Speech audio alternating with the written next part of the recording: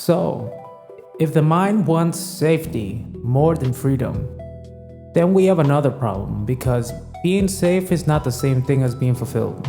You can be safe and bored, safe and empty, safe and slowly losing your mind because every day feels like a copy and paste of the day before. Which is rude, honestly. The brain wants survival. But humans need more than survival. We need meaning. And meaning is one of those words that sounds deep and very dramatic until you realize it's actually very practical. Meaning is the reason you keep going when things are hard. It's the story that makes the struggle feel worth carrying. It's the difference between suffering for nothing and suffering for something.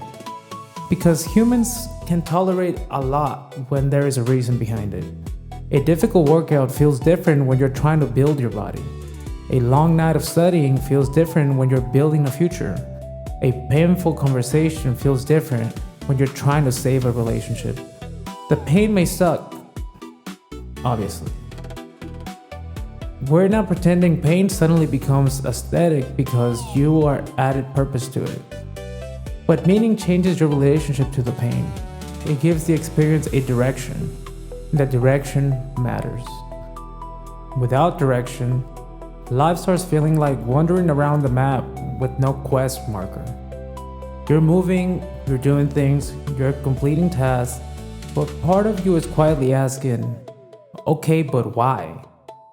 That question is not weakness, the question is human, because humans are meaning-making creatures. Your mind does not just process events, it interprets them. It turns experiences into stories. It takes random moments and asks, what does this mean about me? What does this mean about life? What does this mean about the future? This is why two people can go through the same thing and come out with completely different lessons. One person fails and thinks, I'm not good enough. Another person fails and thinks, I need to learn more. Same event, different meaning, different future. That's how powerful this system is. Meaning shapes how you carry reality. And this is where life gets tricky. Because if you don't consciously build meaning, your brain will build it automatically. And your brain is not always the most emotionally stable author. It can turn rejection into, I'm unlovable. It can turn failure into, I should never try again. It can turn loneliness into, no one cares. It can turn one bad chapter into a title of the whole book. Very dramatic organ, and you probably have already noticed this a lot. It's excellent for survival and questionable at storytelling. This is why meaning matters so much, because a story you attach to an experience can either trap you inside of it or help you grow out of it. Now, this does not mean you should force some fake positive message onto everything that happens. That can get weird real fast. Not everything needs to become, this happened for a reason. Sometimes things happen and the reason is, whoa, that was terrible. Very profound, very spiritually advanced. But even when something doesn't have an obvious reason, humans can still create meaning from what's happening next.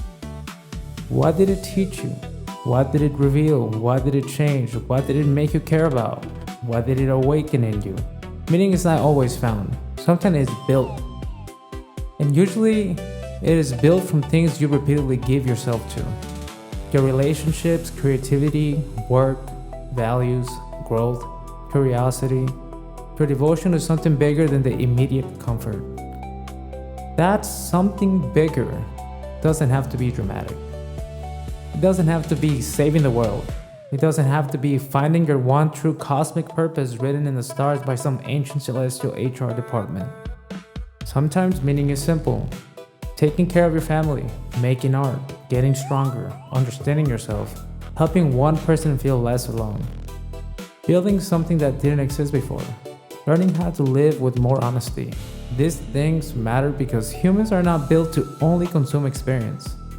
We are built to participate, to connect, create, contribute, become.